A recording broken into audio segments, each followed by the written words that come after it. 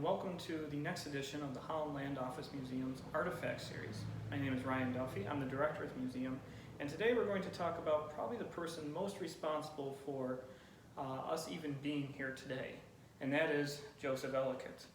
Now, Joseph Ellicott is probably the most recognizable face connected with the Holland Land Office, and it was he who was responsible for really getting Western New York up and started.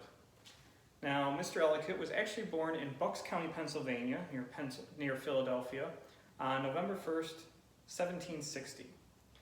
He was one of 9 children, and many of his siblings went on to also do great things along with Mr. Ellicott, Joseph Ellicott. In fact, his father, Joseph Ellicott, was actually a famous clockmaker, and one of his tall grandfather clocks is actually on display at the Museum of American History, part of the Smithsonian collection. But now getting back to our Joseph Ellicott. Joe, as we affectionately call him, began to work in the field of surveying, and that is where he became extremely well known. He actually learned from his brother Andrew, who was also a well-known surveyor. And Andrew, as a little side note, was actually responsible for finishing up the layout of Washington, D.C. He was the Surveyor General of the United States and taught surveying at West Point for the United States Army. Joseph was hired by the Holland Land Company in 1797 when they were looking to purchase what we call Western New York today. He was hired to then lay out what would become known as the Holland Purchase. Now, the purchase totaled a whopping 3.25 million acres. And it was Joseph Ellicott's responsibility to make sure that those 3.25 million acres were laid out so people could buy it quickly and efficiently. This process took him 3 years, from about the end of 1797 until about the end of 1800. And it wasn't only the laying out of the land that he had to do, but there was a lot of other projects within that. First off being laying out the reservations that were carved out from that purchase that were then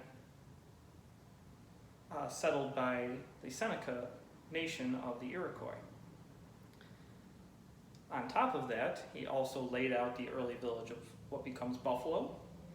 He measures the height of Niagara Falls, and before this all gets started even, he essentially standardizes the 12-inch ruler.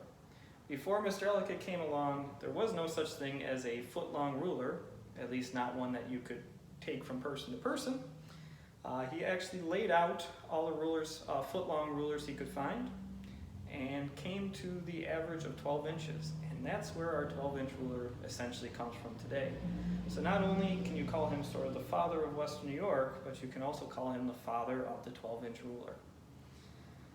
Once the surveying was complete, Ellicott needed to set up a base of operations in order to actually sell the land. He first started in Buffalo, that's where he sort of ended up, but he stayed there only briefly, eventually moving farther east to what is now the village of Clarence, where he stayed at the home of Asa Ransom, who was pretty much the lone tavern owner in the area. So if you drive through Clarence on Route 5, you can go to the Asa Ransom house, which was sort of the first office of the Holland Land Company. Eventually, Ellicott continues to move east until he comes here to the spot that is now known as Batavia. There was no settlement here when Ellicott came, so he is the founder of Batavia as well. Now you must ask, why is it called Batavia? Well, the short answer is that is where his bosses lived in the Netherlands, was the Republic of Batavia. However, that was not going to be the first name that they chose. He originally wanted to name it after his direct boss, Paulo Busti, who was the general manager of the Holland Land Company, based out of Philadelphia. So he wanted to call it Boostiville. Then that didn't quite agree with anyone. And Boosty said, why don't you name it after yourself? So they almost went with Ellicott's town, but they didn't like that either, so they eventually settled on Batavia. But don't worry, both men got towns named after them. Boosty has Bust-Eye, New York in Chautauqua County, and Ellicott got Ellicottville in Cattaraugus County. So in the end, it all worked out. Now, he chose the spot here in Batavia for a few different reasons, we believe. The first, we are right on Route 5, which at that time was probably the largest Native American trail that ran across New York State. Second, we're at the bend in the Tonawanda Creek, which meant that this place was already a natural meeting spot and had been for generations by the Senecas. And third, we are near the very eastern boundary of the original purchase, and most of the settlers that came to buy land in the Holland Purchase were coming from New England. So this was a logical spot in order to set up his land office. Now the first building that he built was just a little log cabin, and that was the first office where he started selling the land out of. Eventually, right on Route 5, now Main Street, he built his home, which turned into a big beautiful mansion by the end of his life, and eventually he sold land out of there.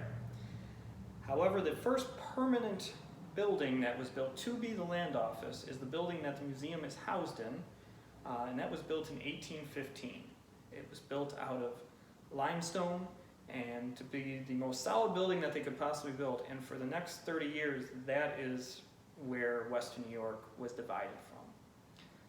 Now Ellicott operated as the manager of the regional manager, you could say, of the Holland Land Company out of here in Batavia until 1821.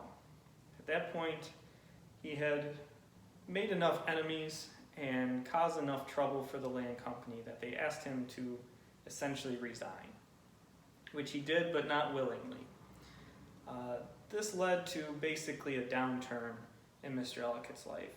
He made several bad investments and made some rather unnecessary political movements that ended up backfiring on him.